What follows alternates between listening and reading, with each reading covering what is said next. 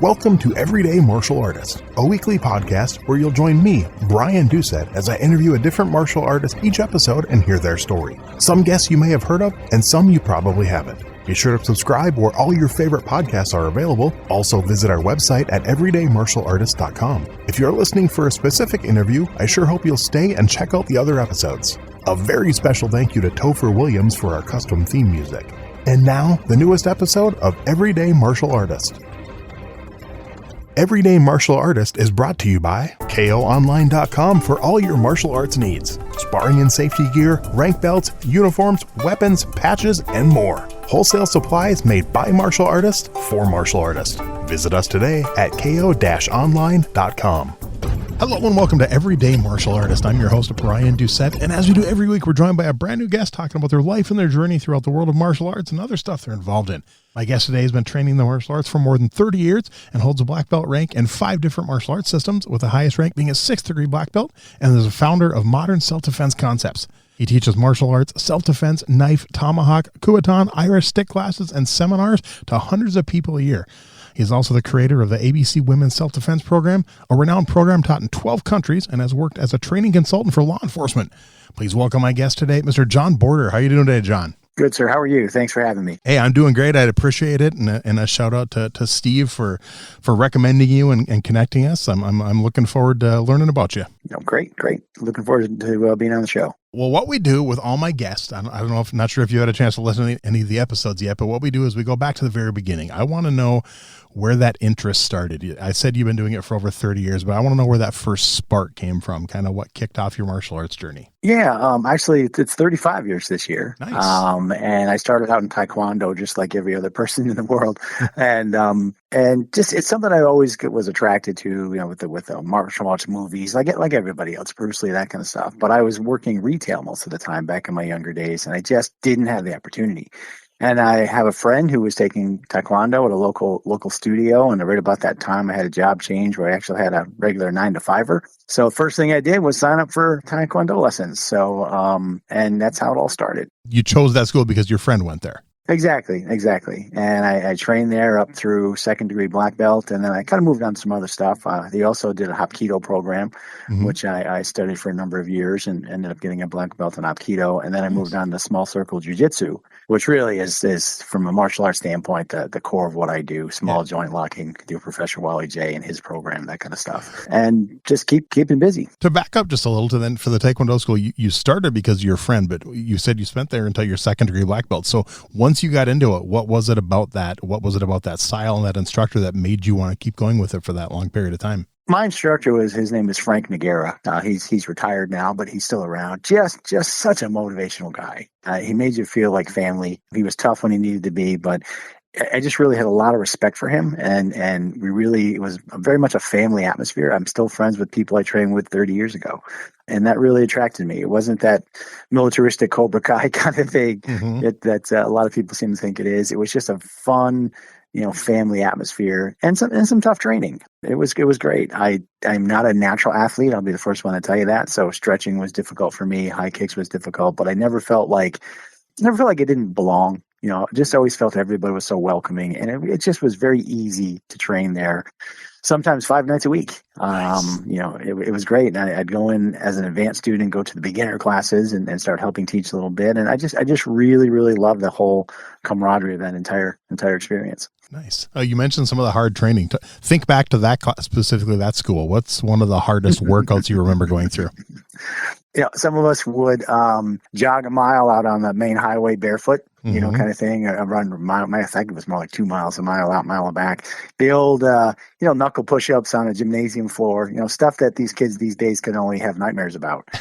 You don't see a lot of that as much anymore. And it was just it was very regimented, very strict. But fun. We'd crack jokes in the middle of it, but I don't want to say militaristic, but I think a lot of schools these days are missing that discipline. Back then, that wasn't the case. Back then, it was, they took it very seriously, but at the same time, had a great time. It was wonderful. My core system is traditional Taekwondo. I actually started in Tang Soo Do and then did Shotokan and some Aikido, but I've been in Taekwondo for over 30 years. But my current instructor, I've been with him since 1994, so 30 years with him. But we still do the push-ups on knuckles, on bricks in class, and Yep.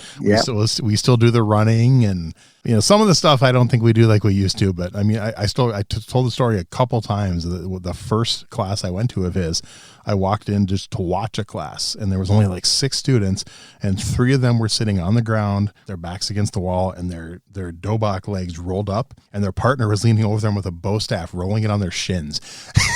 And I stopped. I'm like, what the hell am I watching? But man, once I got into it, I loved that stuff. Now I'd probably hate it, but back then I loved it. Yeah, I'm not thinking anything younger. I don't think I could do that these days. So. Nice.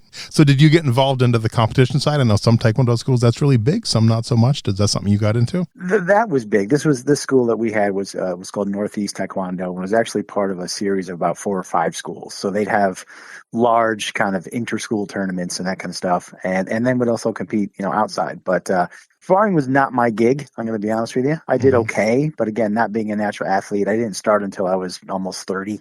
And so I did a few. I did a couple of things, but I'm not a natural fighter like that. So that wasn't my forte. Let's put it that way. So do you remember your first tournament then? Yeah, absolutely. I do. It was very interesting. I was a little nervous going in, to be honest with you, but I did okay. I was really at a low rank. I think my first tournament might have been as an orange belt. Okay. You know what I mean? Mine too. And I did okay. I did all right. So I had some interesting strategies when I used to spar that worked for me. So a lot of times they'll do kind of a step in fake. You'd step back and be ready in kicking range. I learned very quickly that you want to step forward on those. You know what I mean? and stuff like that. Nice. But I enjoyed it. I leaned more towards the forms because that kind of fit my body style and complete lack of athletic ability back then. But I really enjoyed it. I still keep in touch with a lot of people from the school. It was nice. A great school. Frank Nagaro was a great instructor, and it's just been great. That's funny because my first Taekwondo school that I trained at, not the one I'm at now, was called Northwest. There you go. A little small world there. It was Northwest Martial Arts, I think. There you go. But it was a Taekwondo school, so that's kind of funny. But now you mentioned going into like the beginner classes and helping. So what drew you to the teaching side of martial arts? I've always had a natural affinity for teaching and training. Back then I was in retail, but I trained newer people as they would come in and that kind of stuff. And eventually my career expanded into corporate training and becoming a corporate training director. And there was just something that drew me to developing training plans and figuring out how to put it together and seeing the results of that training, how it affects people and their performance. So to this day, I still love the teaching part of it. That's probably one of my favorite parts. And from what I hear from the feedback, probably one of my fortes is I hear it all the time. You're a natural instructor. I had one gentleman say to me, so where did you go to school for your master's degree in teaching? I'm like, I don't have a master's degree in teaching. He's like, you're hitting all the benchmarks. I'm like, it's just experience kind of thing. But no, I enjoy teaching. I really do. It's one of my favorite things to do. And I think having a good teacher is extremely beneficial. Yes, to pretty much anything. I tell people all the time, because I've applied for other corporate jobs here and there in my career, and even outside of my quote unquote field of expertise. And they'd say, well, why do you think you can teach this particular topic? And I would say training is a process. It doesn't matter if you're teaching martial arts, if you're teaching music, if you're teaching how to make a peanut butter and jelly sandwich. There's a process, on how to do this so people can grasp it and you can test it and make sure it works. So, once you understand the process of teaching, it doesn't matter really what you're teaching. It's just a matter of how you go about doing it. So nice. Anyone who says they trained in Taekwondo, I always got to ask, just because that's my core system. What do you remember? Like which system of Taekwondo it was? Like which patterns you did? Did you do the Paul Gaze? Did you do the Taeguk's? Did you another system? Do you remember what that was? I believe it was Hanmukwan. Okay. But if you asked me if it was the Pogways or I couldn't remember. To be very honest with you, no worries. I couldn't remember. I think I still remember Chunji, and that's about it in my time. Because as I got up into other martial arts, they were systems that didn't do forms. Because it just kind of went in different directions. So I still remember maybe my first 2 or 3 out of however many it was, but I couldn't even tell you, to be honest with you. No disrespect intended. No, trust me, I get that answer a lot from people that switch styles and don't remember it, so it's not a big deal. And then I'm kind of curious about your black belt test for that system. Do you remember some of the things you had to go through? And was there breaks involved, board breaks, brick breaks and stuff? Yeah. There were board breaks, brick breaks. But I did not participate in the brick breaks, but board breaks. It was actually, since it was an inter-school kind of a thing, they'd have all 5 schools test around the same time. So we literally had, I'm going to guesstimate, 200 people at this test. Wow. And the one thing that I remember the most is you kind of do like this rotational sparring. Mm-hmm. And I had to spar against a phenomenal martial artist named Michelle Smith. I'm from upstate New York. She's from around this area. I think she's still in the area. And she was a Olympic contender at one point and a state police officer. And I'd heard stories about her kicking people literally through a wall. You know what I mean? When they were sparring, I was scared to death to spar with this woman, but she was very cool about it. And she was very controlled. And, you know, I was just coming up through, and she was probably a 5th degree black belt at the time. And she was just so gracious about it. I mean, she was very intimidating. Mm-hmm. And I was like, oh no, I gotta spar with Miss Smith. Oh no. That's the thing that I remember the most. Wow. Is sparring with basically a world-class taekwondo practitioner. And I was a little nervous. You know, I was a little nervous. I thought she was going to kick me and break a rib or something, but no, she was great. She was great. But that's the thing that sticks out. That's cool. Another thing that sticks out is, you know, I did a little kind of a lower block with my arm, and I broke a gentleman's foot. So I felt bad about that because he was going for a rib kick, and I just kind of did a little duck there and caught it right on the top of his foot. But he was fine after that. We trained, you know, together for some time after that. So, do you have a favorite board break from your black belt test? I do, actually. I do. I had 5 holders. Okay.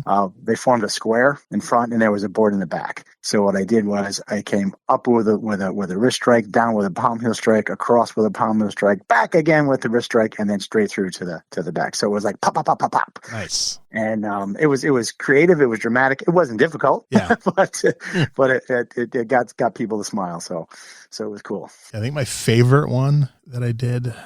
2, I think I did. One was a jump turning side kick. I think it was like 3 or 4 boards. But my favorite one, just because I honestly didn't think I was going to get it because I had never practiced it, was dropping the board and snap kick breaking it in midair. And I got it on the first try. And I remember the look on my face. My instructor's like, didn't think you'd get it, did you? I'm like, no, sir. So, well, like I said, I had no natural ability. I'll tell you one more thing. And for my brown belt test, I did a jump spin back kick, and I thought I was all that, right? Nice. Yep. And then years later, a good friend of mine, Ben DeGonzak, on a video of that very thing. And it looks like I did a jump spin back kick to someone's knee. That's how low it was. And I'm like, well, okay, it's true. I wasn't as good as I thought I was back then. So that's funny. Yeah, no, you think back and like, I remember one of my favorite kicks used to be jump spinning knife foot. And I look back some videos of me doing it when I was younger, and I'm only getting like an inch or 2 off the ground, but I thought that was bad. And I showed it to a friend of mine. He's like, no, you're not kicking like Van Damme. He said, you're just getting off the ground a little bit to reduce the friction so you spin faster and kick harder. I'm like, oh, there you go. Okay, now I feel better. So there you go. But I'm curious. I think I found that Michelle Smith, she has a school in Schenectady. Yep, that's her. Currently an 8th degree black belt. So she's amazing. Yeah. She absolutely is amazing. My secret weapon, at least and looking back, used to be my spin back kick. Okay. Because I could do it very, very close. Yeah. I could be right up on someone and tuck that knee really in and spin, and they never even knew it was coming. Yep. That's when you can do things like that. Like, I was never great at sparring. I loved sparring, but I was never great at it. But my buddy was phenomenal. His go-to, he was the most flexible guy I ever knew in my life. He could literally be nose to nose with you and do a circulating kick and knock your headgear off when you would not see it coming. It was so fun to see, but I could never do it. He'd get me every time, but I could never do it. So it was fun. So you went through 2nd degree. What made you decide to look for something else? Hapkido was next? Yeah, Frank McNair was also teaching Hapkido as part of his programs. Okay. And I really gravitated towards the joint locks and the takedowns. And let's face it, that was the time of like Steven Seagal and that kind of stuff, right? And I loved his kind of movies, regardless of how he may have turned into as a person. But anyway, I really, really enjoyed that type of thing. And it paid off because in the long term, I started working with some law enforcement as a consultant. You know, they bring me in once a year to teach takedown and control techniques. Mm-hmm. It naturally gravitated to me to small circle jiu-jitsu. The school had kind of moved location and that kind of stuff. And I just used that opportunity I'd gone to a couple small circle camps out in Massachusetts, and I got to train with, Wally J and Remy Priestess and those guys. And I just gravitated toward it. So it wasn't anything negative against my school. It just was something that really, really caught my attention, and I really enjoyed it. And so I just kind of kind of made a switch over. Nice. And how long first of all, what rank did you get to in Aikido? And then how long did you stay with a small circle jiu-jitsu? I was ranked by an outside organization, which in hindsight, I go, okay, that kind of thing, Yep. But I went and I passed their black belt test. Okay. And so they go, oh, you're a black belt. I'm like, thanks. Okay. Rank means very little to me these days. Yeah. But at that point, I got a certificate after a week long of training that I passed all the requirements, kind of a thing. But I learned everything from Mr. Noguera. Yeah. He just wasn't ranking people, you know what I mean, at that time. So from there, I moved to small circle, really, really enjoyed it. Opened up a small school up here in this area and taught a lot of the small circle principles, a lot of flow and trap and that kind of stuff. And my modern self-defense concepts, I basically took all the pieces that I had learned and discarded some of that, really worked on some of that, and kind of just developed my own approach. Not in any kind of a, look at me arrogant kind of way. I just did what I do best. And what I thought I did best anyway. And that was our stuff. So we had to come up with a name for it. So that's what we did. Nice. And how long did that specific school stay open, or is that one still going? No, actually, I closed it only a few months ago. Oh, okay. Because it was always a smaller group because I didn't teach children. Mm-hmm. It was always about adults. Yeah. Maybe some law enforcement, some military people, and bouncers, that kind of thing. And as most people would say in the martial arts world, if you're not running a kids program, you're not running it. Yep. It's just not going to work. But I kept it open for, I think, 15 years. Nice. And we just closed, it's got to be 4 or 5 months ago. Wow. And basically it was a post-COVID thing. Okay. COVID hit, we shut down for almost 2 years, really, up here in this area. And then when I tried to kind of get it back going, it turned out to be impossible to just keep it going. So at that point, I had already gotten neck deep into Irish stick fighting. That had become my passion. Mm-hmm. And so I said, it's time. It's time. I'll still teach people privately, or some of my old students will get together and we'll do some stuff. But right now, everything else is going to the wayside, and Irish stick fighting is my passion and my full-time vocation right now. So think back then to that, all the way back to Taekwondo when you first started helping with the beginner class, all the way to now. You're still teaching. Over all those years, what do you think has changed about your teaching style? Boy, I'll tell you, that's a good one. I think a lot of it had to do with the experience I had in corporate training as well. Mm-hmm. I'll give you a perfect example. One of my previous bosses wanted to put us all through Toastmasters. Ah, okay. Right? Yeah. Yep. And I resisted.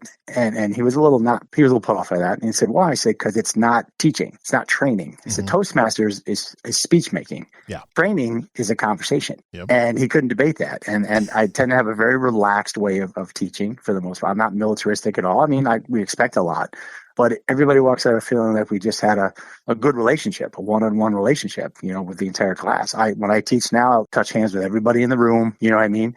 Before, it was standing up in front of a group of people and barking out orders and helping when someone was struggling. There's no question about that. But I prefer my more, I don't want to use the word casual, because that would go in a bad direction. Because it's not casual. It's firm, and we have expectations. But I think everybody has a positive experience out of this. And I think I've just become better at that as I've gone through my years of experience, either training martial arts or Irish stick or even corporate training. So okay, nice. So you in the intro, I mentioned black belts in 5 different styles. So what's the other style? You mentioned Taekwondo, Hapkido, small circle jiu-jitsu, Irish stick fighting. Irish stick fighting is not a black belt, by the way. There's no real ranking on that.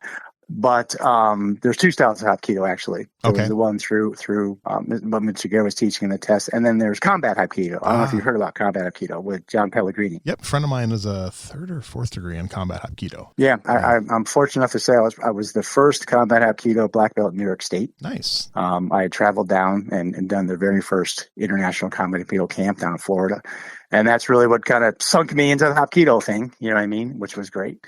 And then my system itself was recognized by a couple of different outside organizations when I was doing, modern stuff. Originally we called it modern jiu-jitsu because it's supposed to be an homage to modern Arnis and small circle jiu-jitsu at the same time. And then after a while, I realized that jiu-jitsu had a previous connotation. You say you do jiu-jitsu, people think you're rolling around on the ground. Yeah. Right. Nothing wrong with that. It's great. It's good stuff. I don't roll around on the ground. I'm a stand-up guy. Yeah. So after a couple of years of trying to explain it about 10,000 times a year that we don't roll around on the ground, I just changed it to modern self-defense concepts rather than modern jiu-jitsu. So okay, nice. So then how did you discover Irish stick fighting? Where did they talk about that journey a little bit? Yeah, let's go there.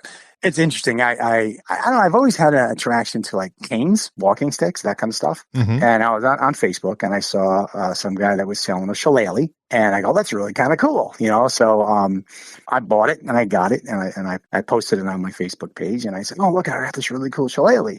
And a good friend of mine who happens to be an Irish stick fighting instructor over in the UK under Bernie Letty, my teacher, reached out to me and said, well, now you need to learn how to use it. His name is James Stewart, and he was helping me teach my ABC Women's Self-Defense program over there. Okay. And I go, what do you mean I have to learn how to use it? It's a stick. And he's like, no, it's a fighting stick. I go, what are you talking about? I'd never heard of it before. Mm-hmm. And he said, reach out to Bernie Letty. He'll explain it to you. So I reached out to Bernie, and Bernie, at that point, was one of the top instructors in the world. Now he's actually the chieftain of the system. We'll get into that a little bit. But he's like, yeah, we'll just do a Zoom thing, and I'll tell you about it. And I was hooked. I was hooked. Nice. Bernie, first of all, is just a great guy, and he's great to relate to. I jokingly say he's my favorite uncle, but actually he's 2 years younger than me. Just a great and very good teaching style, good personality, a genuinely good person. And I was hooked right away after my first lesson. And I was learning through Zoom. Bernie's over in Leitrim, Ireland. And I just loved it. About 2 or 3 weeks later, my fiance Trish joined me in the class, and we were both training together. And eventually, both worked our way up into the certified instructors under Bernie. So, how long have you been involved then in Irish stick fighting? I think it's been about 4 years now. Okay, maybe a little over 4 years. Yeah, that sounds about right. And someone who knows nothing about it, just kind of to give a brief description of what exactly is like compared to other martial arts, or what's different, what's the same. Yeah, it's got some differences. I'll tell you that much. I mean, there's always some crossover, right? Yeah. It might help to give you a little history on it as well. Okay, but it does go back hundreds of years. And in Irish, it's actually called Bataireacht. And Bataireacht basically means stick fighting. And it goes back hundreds of years. Some people even trace it back thousands of years because they can see a kind of a correlation to the sword fighting arts of the Celts. Mm-hmm. And so what happened was Bataireacht was great. I mean, it's really booming back in the 17th and 18th century. And then the British, if you know the history of Ireland at all, but the British occupying Ireland, put a ban out about carrying weapons. There was a big battle back in 1690, and in 1695, they brought out all these rules basically to prevent Irish Catholics from any further acts of rebellion. And some of those rules were ridiculous, like you can't own land, you can't own a horse over a certain height, you can't serve in the military, you can't, just all kinds of things. They wouldn't allow Catholic masses anymore. I mean, just crazy stuff. Mm-hmm. But one of the things was you can't have a weapon. So they started carrying sticks and learning how to use it. And, it's odd in a way because in the history is a really important part of Irish stick fighting because really they weren't sticks. A lot of people think they were used to fight off the British, and that's not the case. They would use it to fight amongst themselves. Mm-hmm. And a lot of the ways, I kind of say this, if you look back at any country that's been occupied by another country, let's say Russia came over, God forbid, and occupied the U.S.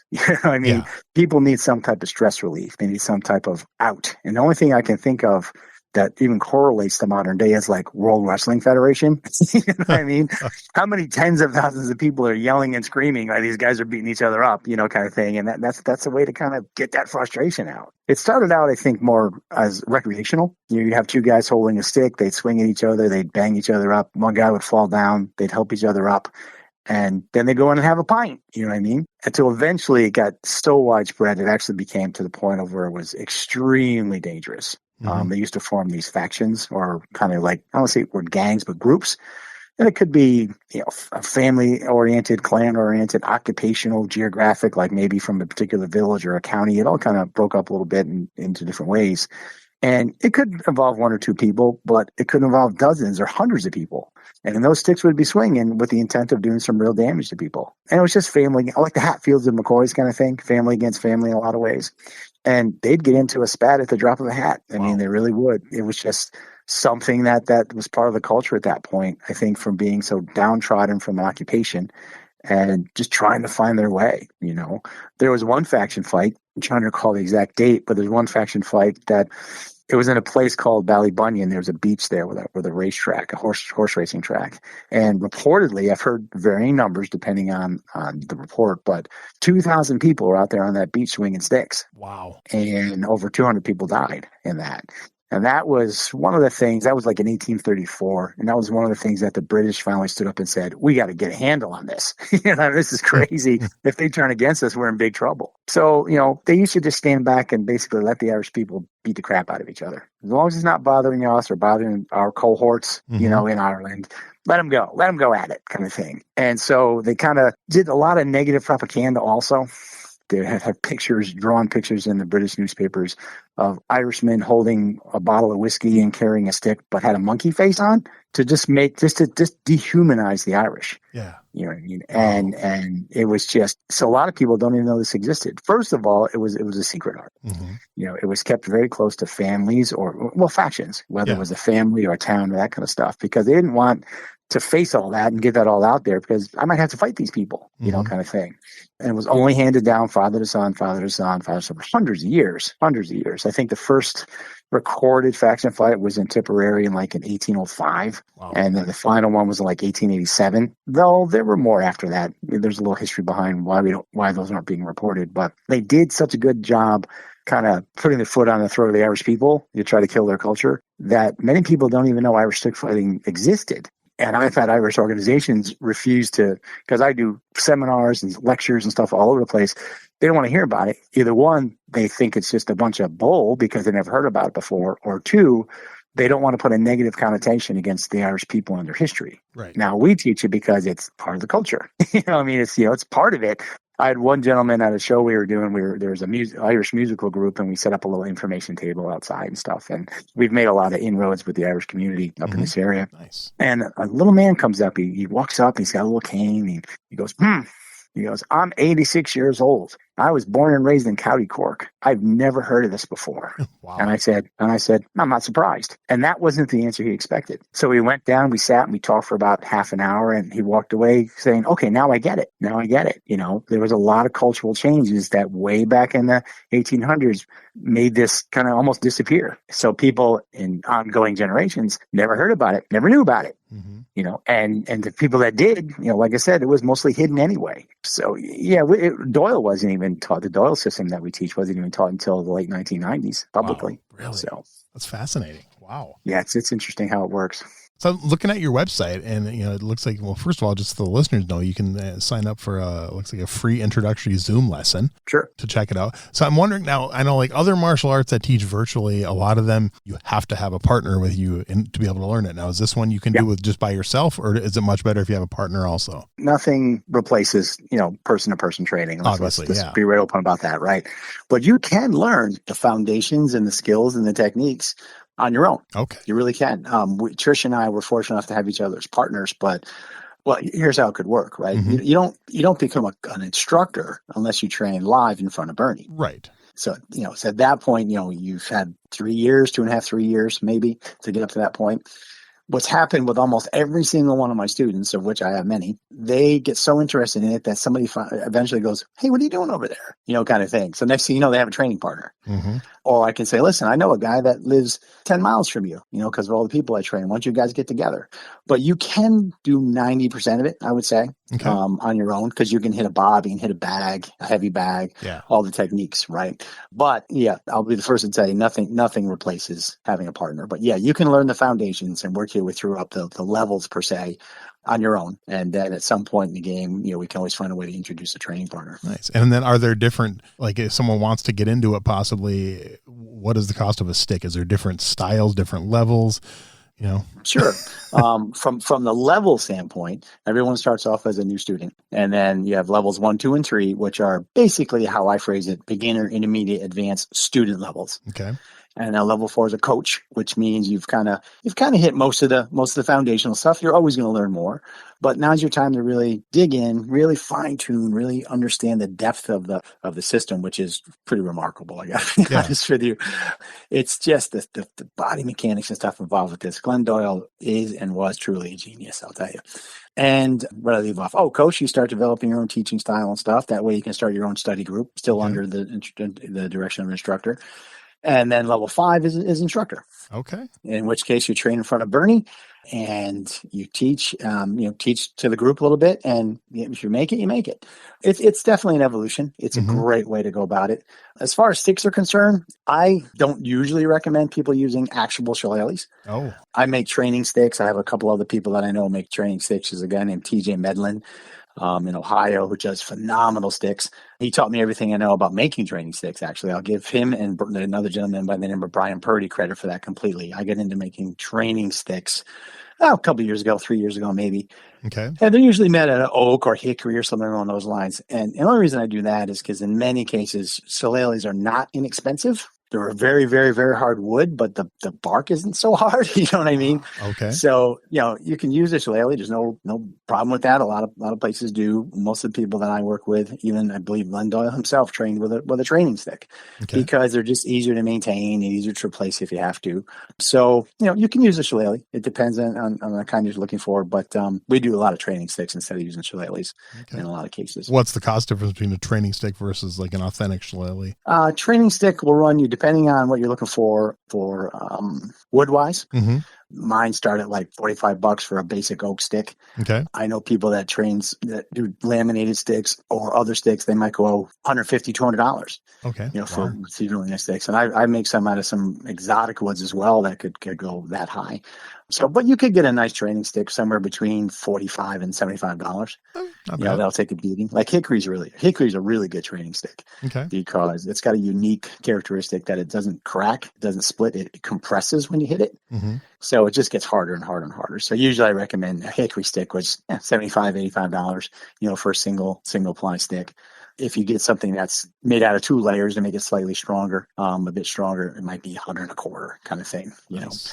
But if you just want to start off, hey, see if I like it. Well, there's a stick for $45, kind of thing. So. Not bad. Yeah, and like I said, I'll post links to whatever you want me to when the episode comes out. I'll put links to your website and your training classes and stick makers, whatever you want to. Just send me that info, and we'll hopefully get more people interested in it. Awesome. Is there different types of actual Irish sticks? I mean, or is there pretty much like the trainings for the roughly the same size, same style of stick, or is there a short stick, a long stick? Is there just roughly one size of the stick? Yeah, at least for Doyle there is. Okay. We use sticks that would primarily be used as a farm implement or as a walking stick. Okay. So, 36, 38, 40 inches, depending on the height of the person. There are cudgels, which are smaller ones. They're more like clubs. Okay. They might be 23, 24 inches long. Mm-hmm. And some styles in antiquity used to use both. They'd have a cudgel in one and another stick in the other, but that's different. That's because back then, most Irish stick fighting, and actually these days, most Irish stick fighting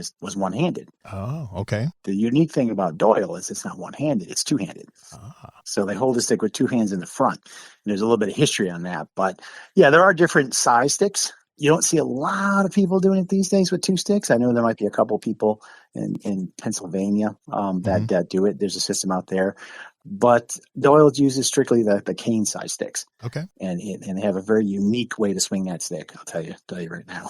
Nice. It's very intriguing. Like I said, before Steve mentioned to you, I knew the same thing. I didn't know it existed, knew nothing about it. Welcome to the club. Yeah, I'm interested in definitely learning some more about it. So has this martial arts style ever been shown in like a movie? Not to the best of my knowledge. Okay. To be honest with you, and funny, it's funny you say that. I keep saying there's got to be something out here. There was a Marvel superhero back in whenever, I don't know, the 80s, 90s, who used to carry a shillelagh. Really? I think there's people using shillelagh in a couple of online video games. Okay. Kind of a thing. I have yet that I can recall. For fighting in a movie, let's put it that way. You'll find them in a lot of movies. Yeah. You find them in like, The Quiet Man or some of the Irish movies that are out there. They'll be carrying shillelaghs, right? If anybody's not familiar with The Quiet Man, it's an old movie back from the 50s with John Wayne and Maureen O'Hara, and it's not a fighting movie, so don't get all excited, anybody. But, everyone in the movie's carrying a shillelagh because it was shot in Ireland. And I loved it. It's one of my favorite movies in Irish. Some Irish people are like, that's not how it really is. I'm like, just run with it. Kind of thing. It makes Ireland look great. Everybody wants to go. Nice. But as far as movies, no, I have a friend of mine who helps shoot a small independent film that has yet to be released where he kind of choreographs some shillelagh stuff is what I'm told. But we'll see. I'd love to get into a little bit of fight choreography with a shillelagh for a movie because I think it's an amazing weapon in the right hands. And basically it's a stick with a knob on the end. Yeah. I think most people know what a shillelagh looks like. If not, you'll see pictures on the website. But and just the physics of it are just amazing what you can do with that. And then if you do it, in the Doyle way of doing things with the two-handed grip in the front, it's very, very unique way to hold a stick and to do that. So interesting. Yeah, I had never heard the term shillelagh until I saw it on your website. So, yeah. This is all new for me. So then I'm curious, throughout your martial arts, have you trained with any other weapons, or is this primarily the only weapon you've trained with? Mostly knife, Kubotan, okay. That kind of stuff, the everyday carry kind of thing. Never really had the opportunity or the interest to get into, say, formal, like the historical weapons, okay. that way. Okay. Only because it just never really came up. Not when I was teaching. So. Safe to say then that's your favorite weapon? Oh, yeah. Oh, yeah, without a doubt. And every day I learn something new, just from the body mechanics or the footwork or the stepping. And to give you a little background on that, the Doyle style, as far as I know, is really the only style of Irish stick fighting that uses two hands. Yeah. I mean, all stick fighting started out as one hand. There's no question about it. And some people even kind of compare it to sword fighting in some ways. And some of them are almost a duplicate of sword fighting. And Doyle's a little bit different. Sometime back in the early 1800s, one of the Doyle ancestors, I guess, was a boxer, pugilist. And he realized pretty quickly, man, if I hold this stick with two hands, I can use both ends of the sticks. And this is really efficient and very, very, very aggressive. And so it kind of evolved from a one-handed long-range style to a very aggressive and effective close-quarter two-handed style. Okay. And they use a lot of boxing kind of oriented body motions and fencing jabs. And really it's based on fencing and boxing. And it works out really, really well. I just absolutely love it. And then sometime in the early 1800s, one of the Doyle descendants moved over to Newfoundland.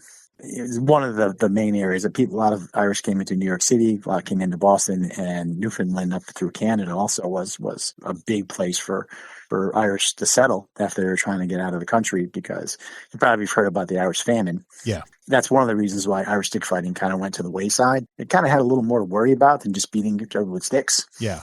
So it kind of between that and the Irish Catholic Church kind of got on board and was kind of anti-violent at that point.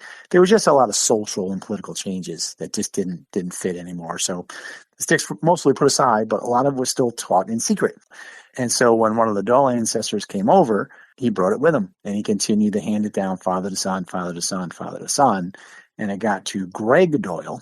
Greg Doyle was Glenn Doyle. Glenn Doyle is kind of the current patriarch of the system, just to clarify that. Greg Doyle was his dad. And he started training Glenn in boxing at the age of 4. And then at 7, he threw a stick over and said, here, try that with this. And Glenn's like, what do I do with this? He goes, everything we've been doing. And Glenn Doyle is amazing. I've never had the good fortune of meeting him. He lives in Canada. He's the last Doyle descendant. Oh, wow. That swings an Irish stick. In 2022, he kind of semi-retired. He had some shoulder injuries and that kind of stuff.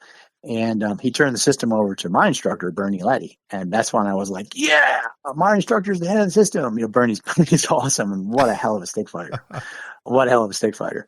But back in the Glenn days, Greg got very ill. And I always feel a little comfortable talking about this, but, my people know the history. It's out there. And Greg, the father, got very ill, and he came down with cancer.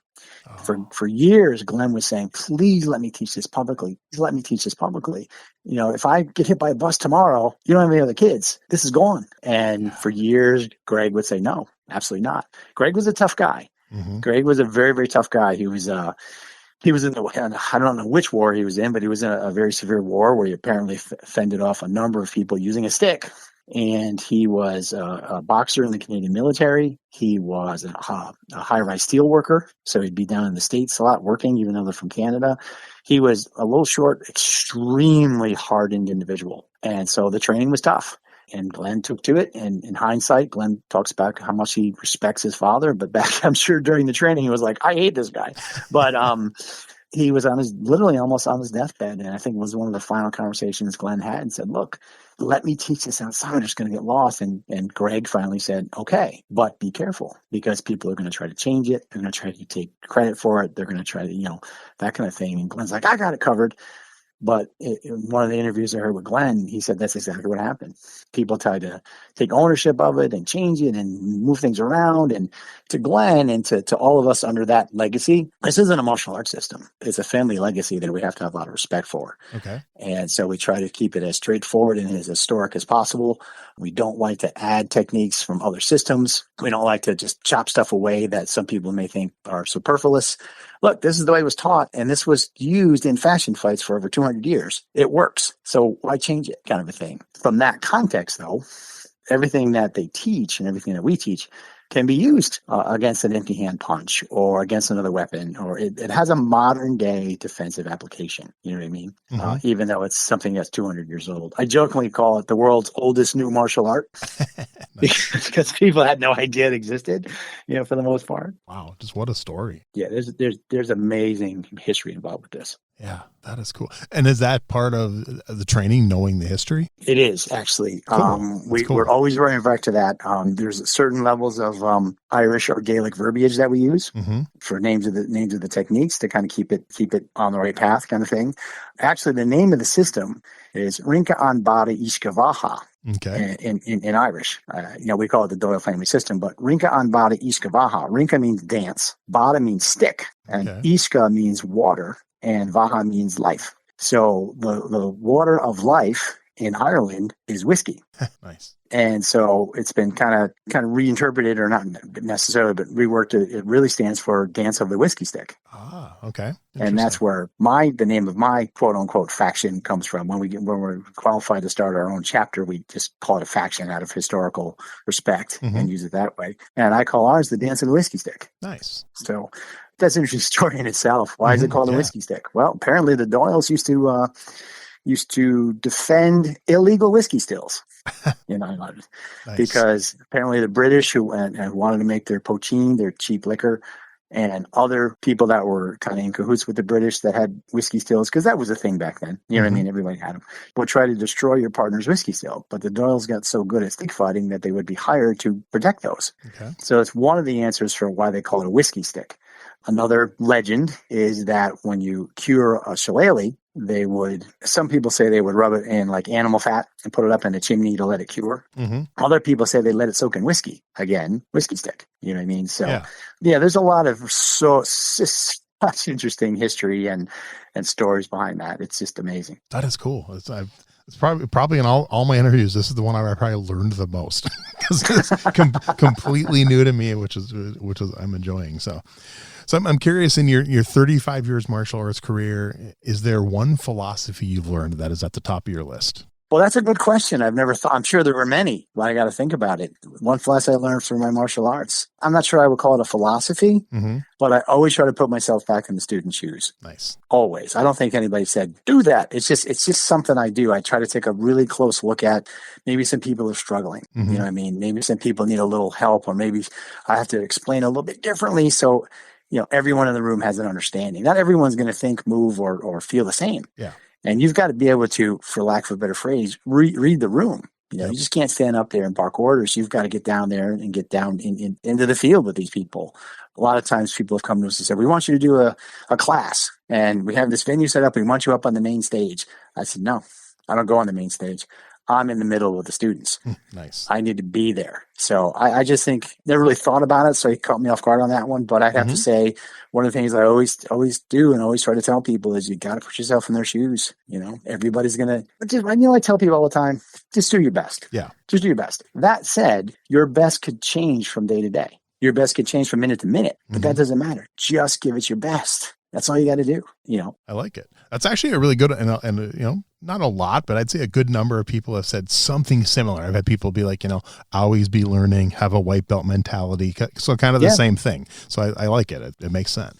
All right. How about over those 35 years, worst martial arts related injury? Yeah, that's easy to remember. I was doing a kapop thing with Avi Nardia out in Rochester. I don't know if you know Avi or not. He's one of the not originators, but he's one of the original instructors that teach kapop, Kapap, which is the forerunner of Krav Maga. Okay. So he's worked with the Israeli military and that kind of stuff back in the day, and super nice guy. And I was involved with him for a while in my martial arts career. And I was out in Rochester And at a pop or kind of event, you just go to all these other martial arts schools and just like, once we went to a BJJ school, and the next day we did boxing, and the next day we did something else. And one of the days we were doing Kyokushu karate. Nice. And we were on a gymnasium floor. And besides a broken hand once in a while, I mean, that heals. But the worst one I had was, well, then I'll tell you a second story if you have the time. Oh, yeah. Was somebody said, let's do high kicks. So I'm like, there's like 20, 30 people in this group. I'm, yeah, okay. So I went to do a high round kick, but I had mat shoes on, and the mat shoe did not spin on the gym floor. Dang. And you just heard a pop, and I literally blew my hamstring out. Dang. They had to drag me off the floor and send me to this. I mean, it was boom. And I never had great hamstrings anyway. Like I said, it didn't start till I was almost 30. Mm-hmm. That was probably the most long-term injury I've had. Wow. As far as an injury. I've always had bad hips. Mm-hmm. So one day I was at a Bill Wallace seminar. Nice. With the whole school. And Bill is just great. I mean, he's fantastic. Yeah. And there's this stretch, I don't know what the name of it is, but you'd be familiar with it, I'm sure, where you try to do as much of a split as you can, and then you put your chest on the floor. Mm-hmm. Well, I, again, did not have natural ability. I think I was maybe a green belt at that point. So he calls me up because we had met previously. We went out and had some hamburgers and stuff across the street at McDonald's or something, because he always just said, yeah, these greasy hamburgers, they lubricate my joints, kind of thing. Yep. And just the funniest guy. And I'm in that pose with my chest to the floor and my legs spread out as far as I can. And to be politically incorrect, I'm just going to quote him. Mm-hmm. All right. He says, I'm from California. I love seeing a good-looking guy with his butt up in the air like that, right? So everybody laughs, and if you need to edit that part out, go ahead. And he goes, let's work on this a little bit. So he leans over and he's kind of pushing my hips down, getting a little closer to the floor, and I'm like in agony. I'm like, oh, God, that's killing me, right? Mm. And he goes, okay. He leans over, he goes, trust me. And all of a sudden, he just boom, right down to the floor. And both my hips went snap, and you could hear it echo in the gymnasium. Oh. And the whole crowd was like, oh, my God, right? And he goes, now, John, you are going to demonstrate what I like to call the Wallace waddle, he says. So I get up, he goes, thanks. And as I'm walking back to my seat on the floor, I'm walking like I just rode a saddle for 25 miles, right? I was just oh. That said, I was throwing kicks over my head like I'd never thrown before. Wow. But over the next couple of days, they started to seize up again. Yep. And so I have bursitis in my hips. I don't think it's from that one experience. Yeah. That was the one I remember the most. That's awesome. Wow. I know when I was training for one of my Taekwondo breaks, I had to do a high kick over my head and break a board. And I did. I got the idea in my head to practice with 2 or 3 pound ankle weights. And I did 100 kicks or 200 kicks a day over my head. And when I came to do the test, no problem. Boom, broke it. But then of course I stopped doing that. And within a week, I could not kick that high anymore.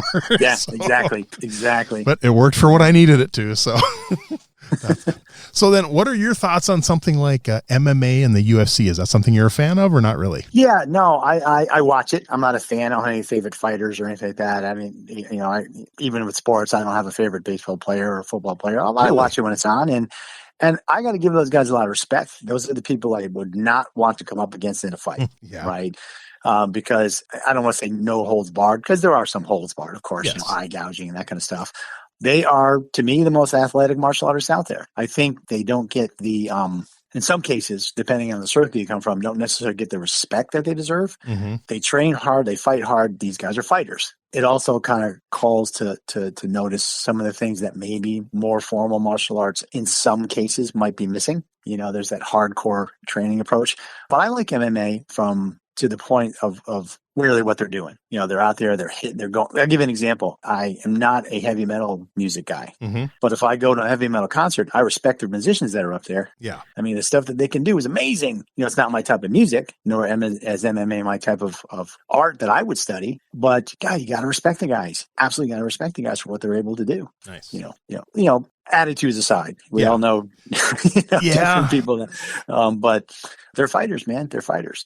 See, and the attitude thing is kind of what turned it out. Because I used to be diehard. I used to never miss an event. I mean, I used to judge local MMA. I judged over 1,000 fights. Used to always get the pay-per-views, and and just the attitude shift over the last, decade or more, it just kind of turned it off. And I honestly don't remember the last time I sat down and watched a full UFC event. It's probably been over 10 years. If I trip on one, I'll check it out, but I don't go out of my way to watch it. Yeah, same thing. If it happens to be on, I'll watch, and if I see something good, I'll keep watching. But yeah, I probably haven't watched more than 2 fights in a row in over 10 years. Yep, no, I hear you. So, I absolutely hear you. Yeah, like I said, I used to love it. I mean, I was one of the ones who watched UFC 1 when it came out. Man, I was. I think I saw that one too.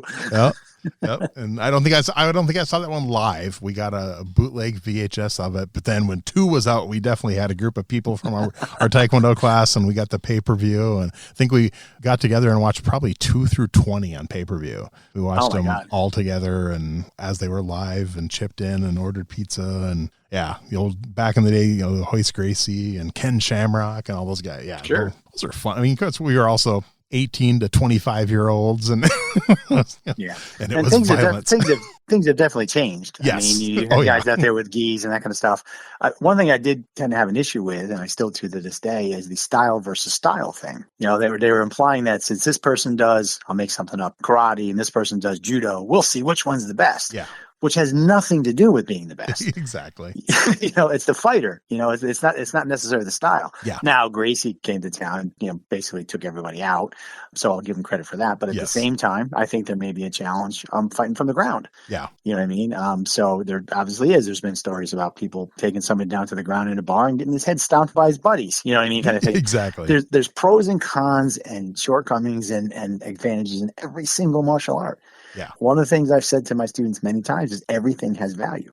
Mm-hmm. Right? The 3 mantras I go by, to be honest with you, is 1, we have more in common than we do different. 2, everything has value. Nice. And 3, sometimes there's more than one right answer. Yeah. You know what I mean? And those are the mantras I quote. That's probably the philosophy you asked about earlier. I didn't think about it.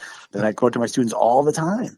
Okay. All the time. I like it. No, and we've had this discussion on my show so many times about that. And, I have guests that don't even consider MMA a martial art because they don't really do the art part anymore. It's a fighting sport, or it's a martial sport. And so there's arguments towards that and against that and stuff. And it's so, yeah. And like I said, it has changed. And like me, when I got into it, I watched it because of the style versus style.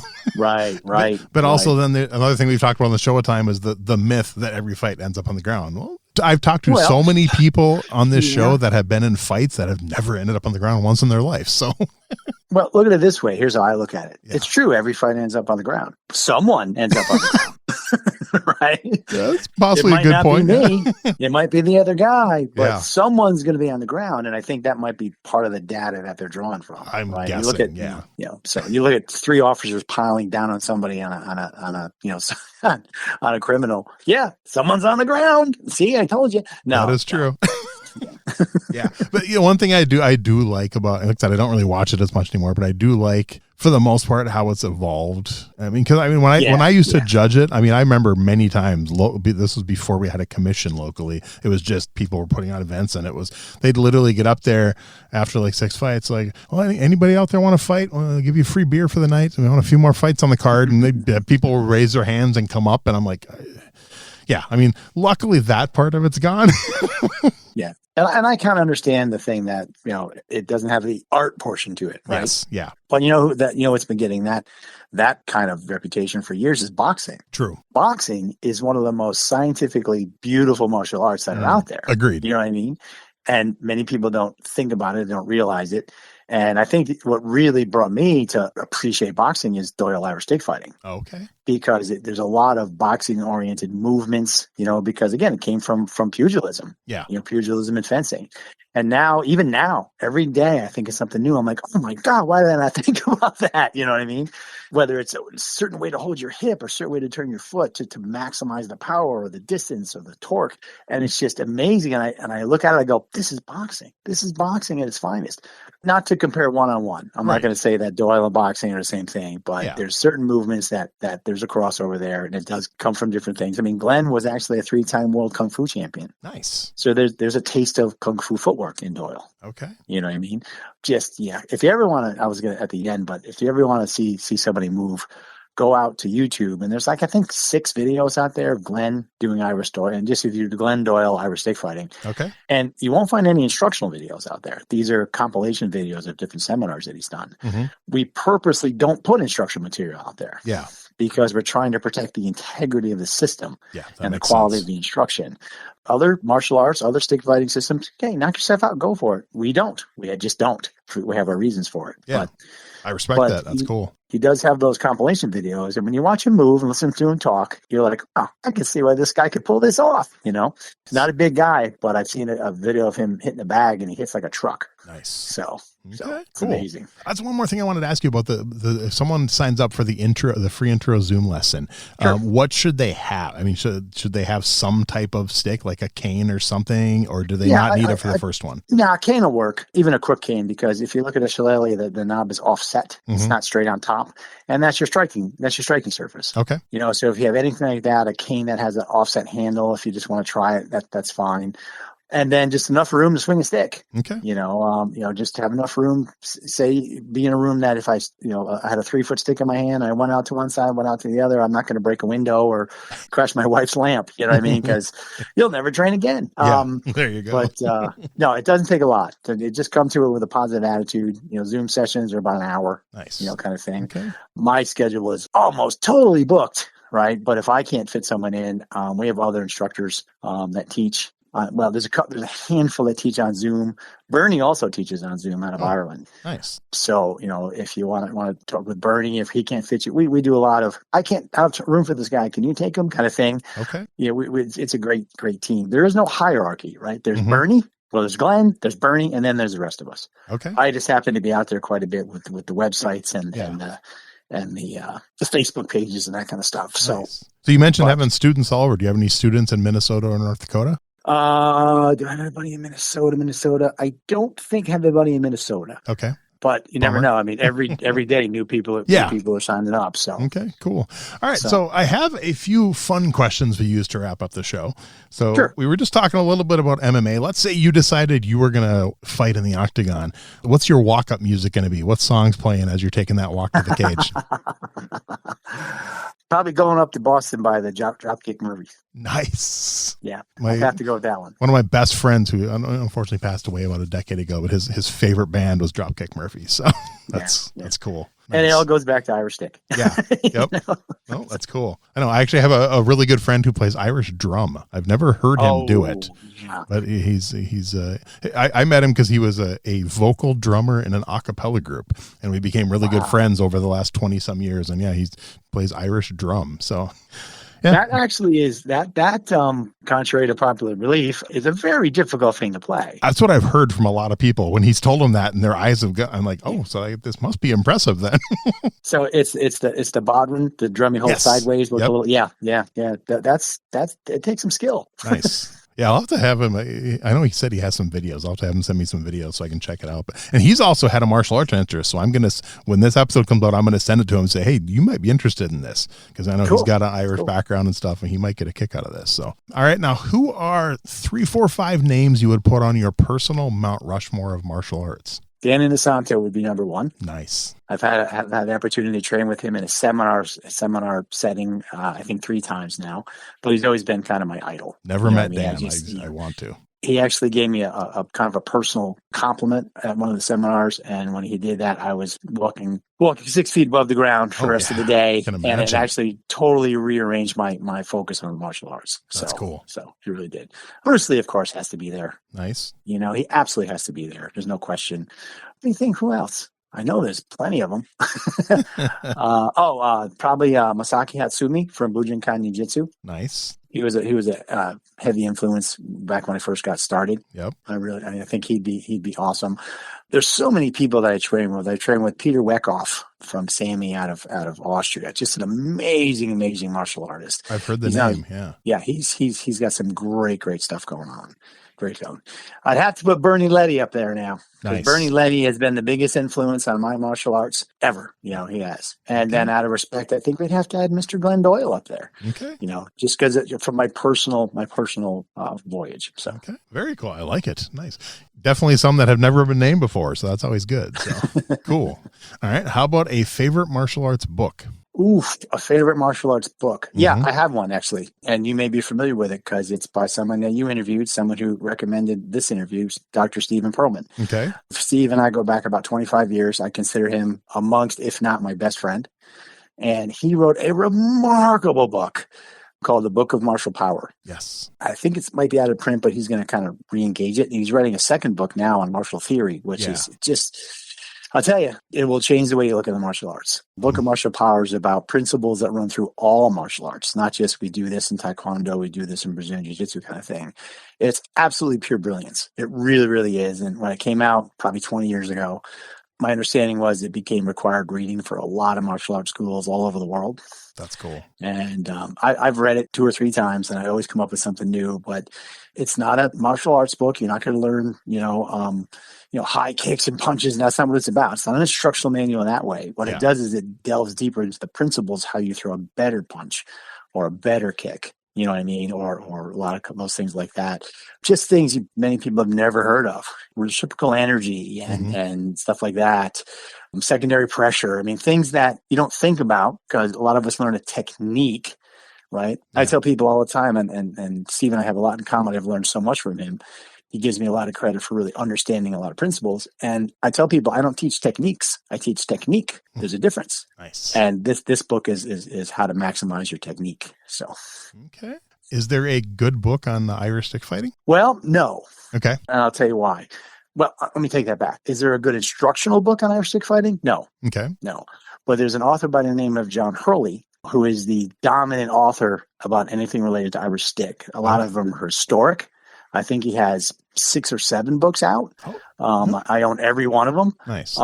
There's my favorite one that I started with is it's called Shillelagh, the Irish fighting stick. Mm-hmm. And it really goes into the history and the culture of it. And so it talks about a couple techniques, some techniques, but it's not meant to be instructional. And he's got 3 or 4 kind of like that. And then he's got a couple other ones that he's kind of rewritten from older treatises, kind of thing that he's added his commentary to. But his name is John Hurley, John W. Hurley. Okay. And he in my book is the dominant author in Irish stick. Nice. Oh yeah, I just found the link to some of his books on your website, so I will post that also. Cool. All right, now this one you may not have an answer for. We'll see. You have a favorite martial arts video game. Did you ever get into gaming? Yeah, I did when I was a kid. But when I was a kid, they were still on arcades and giant machines that you have to pump quarters into. Now these days you can do them on your phone, right? So, there was one. What the heck was it called? I think it was just called Kung Fu Fighter. Okay. So he did, you just kind of moved left to right and took all these guys on. But you're talking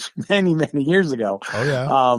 And there's a website out there I used to see that you can see that like the 70s and 80s video games on your computer. I'll have to look that up. I think it was just called Kung Fu Fighter. Okay. Nice. So I'll have to check that one. That one, I know I've heard Karate Fighter, but I'm sure there was so many games like that. And I know I actually found a game, our website a couple months back that you can play the original Oregon Trail on. And I was playing that on my lunch break at work a few weeks ago. Nice. And I got pretty good at like asteroids and stuff like that. That was back with that kind of stuff. Atari 2600. I loved asteroids, man. We actually, the place I work at, my full-time job, we have a stand-up arcade game in the break room, and I play Galaga on my lunch break every day. So, oh, geez, yeah. Love it. All right. How about a favorite martial arts TV show? Walker, Texas Ranger. Nice. Love Walker. I loved Walker. I used to videotape every episode. Yep. And then re-videotape and take out the commercials. And then after 1,000 years of doing that, I realized I could just buy them all on DVD. Yep. I used to have this TV show MacGyver. I think I had about probably 50 VHS with all then of course it was like 5 years after that when the whole set came out on DVD. It was much easier, but I think I finally threw out most of those VHS tapes. Yeah. But I tell you, in my day, I built up thousands of martial arts related VHS. Really? Instructionals. Yeah, I think I had at the most maybe 5,000 videos. I would trade with people and stuff like that. And then I went through a few months, maybe a year ago, And I realized I have nothing. I don't care about this system, this particular system. I'm never going to do this. You know what I mean? Mm-hmm. Nothing wrong, just not me. When am I going to do, frozen monkeys, kung fu or something? You know what I mean? Some weird. I'm never going to. I just used to keep them for if people wanted them. I could trade with something. Yeah. And then I got rid of about half of them, gave them to someone, and then the rest of them I converted to DVD. Nice. And I still don't look at them anymore. The only thing I look at is Irish stick fighting now. That's cool. That's one I wish I would have bought more of those when I was younger. I mean, I have some American Kempo instructional ones. I have a couple Capoeira instructional ones. I think I have if you're talking about old school UFC, I have Marco Huasa's instructional video from back in the 90s. Yeah. So yeah, I have a handful, but definitely not the collection you probably had. So that's cool. No, I had a huge amount. I had like Frank Cucci with his, his Navy SEALs stuff and all the Dillman videos for pressure points and that kind of stuff. I just had everything under the sun. That's cool. But and then hindsight, I don't even look at him anymore. Man, that's, I guess, if I had him, I wouldn't have time to look at him, I guess, with this exactly. podcast takes up most of my free time. So, all right. How about a favorite martial arts movie? There's a lot of movies. I tell you, I like, I used to like a lot of them, but I have to say, if I had to sit down and just pick one, believe it or not, it would probably be the best of the best. Oh, yes. Love it. I've had Simon Rhee was on the show. He was one of my not first guests, but in my first year, Daehan himself. And he was so fun to talk to and talking about his, brother writing the show, the movie and stuff. And I still love it. I still watch it. It's so good. And you just, and I'll totally admit it here on public, whenever Alex comes out, limps out, after getting his light, I choke up. Oh yeah. How can you not? I mean, if you don't, you're just not human. Come on. I do. It's like, coach, he's gonna kill him. I mean, that's such those final couple fights, and he's like, Tommy, pop it, Tommy. Man. Exactly. I watch that. I have a handful of movies that I watch once a year. At least minimum once a year, and that's one of them. For martial arts movies, it's that one. It's Karate Kid. It's Only the Strong. It's Bloodsport, and I think Perfect Weapon. Like those 5 martial arts movies, I never miss. Perfect Weapon. I actually got to train with Jeff Speakman at one point. Me too. When he had his height, and it was just remarkable just to work with him. So I moved to California just to train with him in 1996. So yeah, it was my dream was going to California and learning American Kempo. And I was lucky enough to have him on the show. I had him on the show. I had Larry Tatum on the show. I've had a lot of Kempo guys on the show. Nice. I did a little Kempo with Chuck Sullivan and Victor LaRue. Nice. Chuck was on the show too. Yeah, didn't get very far with it because I had so many other things. I was also doing Aikido Jiu-Jitsu at the time with Taekwondo and Hapkido, and so you only have so much time. But I learned quite a bit in the time that I did. So that's cool. Yeah, I know. After I interviewed Chuck, I told him I was gonna start going through his course and see how much familiar it was because of my American Kempo stuff I did 20 years ago, and I still haven't had a chance to actually do it. And I've also been meaning to do the Bill Superfoot Wallace system too, and I just don't have the time. But it's on the list. I want to do it, so we'll see. All right, final question. Now this one doesn't have to be a martial arts movie. Any movie you've ever seen, favorite movie fight scene? Ooh, does it have to be one scene, or can I just mention a movie? No, if you want to just mention a movie, that's fine. All the John Wick movies. Nice. All the John Wick movies. I couldn't tell the difference between them right now, but I think what they've done with the fight scenes out of that movie, with the grit and the reality and the gung fu kind of thing. Yep. I just think that completely changed the action genre. It brought other action movies. It forced them to come to a whole nother level. Yeah, it really did. That's and cool. I think the fight scenes and the choreography in those particular movies are just outrageous. Just outrageous. Yeah, I had Mark Dacascos was my 200th episode, and he was in John Wick 3. Yep. So that he was fun. It was fun to talk to him and stuff. And I love the old stuff too. Yeah, I love Enter the Dragon fight scenes and even the stuff from the Karate Kid and all the 80s movies. But yeah, they've definitely taken them to another level in the last 20 years. No question. Question. But what's funny is one of my single favorite fight scenes, probably one of the fastest fight scenes in a movie, is in the first Matt Damon Bourne Identity when he's on. When he's on the park bench and the cop wakes him up and it's like he puts the stick, he just grabs it and it's like boom, boom, boom, boom. They're both down. It's like that was awesome. I love the scene. I love the scene where he's going at it with the bad secret agent with the pen. Oh yes, the apartment scene kicks him up and jumps out the window. Yep. Yeah, great stuff. Yep. Yeah, good movies. It's definitely better than the original Bourne Identity. If you ever saw that one with Richard Chamberlain, I think starred in it. Yeah, in 1988. Yeah, I saw it. That's why when people say sequels remakes are never better than the original. go watch the original Born Identity, please. And then tell me the remake's not better. Same thing with Gone. I love the original Gone in 60 Seconds, but honestly, the Nicolas Cage one is way better. And same with Ocean's 11. The original one is great. It's a classic. It has the Rat Pack in it, or the Rat Pack, I mean, but the George Clooney one's better. I'm sorry. Yeah, I agree. I agree. Well, John, before I let you go, is there anything I forgot to ask you, or we just want to be sure we still get out there? No, this was great. If anybody's interested, I'm sure you'll put this information out there. They can reach out to me directly at john@theirishstick.com. They can reach out to Bernie right through his Facebook profile. Nice. There's a whole list of good instructors on the website under the instructors page, coaches, instructors. So if you're looking for something in your area or close by, that might be a good resource. And then the website I'm referring to is theirishstick.com. Okay. And then check out our Facebook page. There's a Facebook page out there called The Irish Stick. And it started out as an Irish stick fighting page, but, by extension became a stick makers page and just a fan. And now we get into Irish culture and Irish history. But we hit 27,000 members today. So I'm happy to say that. And it's really anything even close to Irish stick related. It's not just Irish stick, but we expanded it to make it more accessible to everybody. But that's something I'd be very happy if people go out there and that's awesome. Click that like button and sign up. So, well, hopefully all 27,000 will listen to this episode when it comes out. I'll be very happy. I'll tell you, we will put it out on the group. Right. That's cool. And between all my groups, between my personal page and some other groups I'm running and stuff like that, I probably have 50,000 followers. Nice. So, we'll definitely, when this is set to go, we'll put the link out there and get you some more attention. I appreciate it, man. This has been a blast. I've loved hearing your story and learning more about Irish stick fighting. Great. Good. Thanks for having us. I really appreciate it. Thanks for listening to Everyday Martial Artist. We hope you will join us every week for a brand new episode with a different martial artist telling their story. If you enjoy the show, be sure to leave us a review. Also, be sure to check out our website at everydaymartialartist.com. There you can find all of our episodes and contact us to suggest guests and ask questions. Again, thanks for listening to Everyday Martial Artist, and we'll see you next week. This podcast is a production of Unfiltered Studios. If you would like to know more about joining Unfiltered Studios, please visit our website at unfpod.com for more information.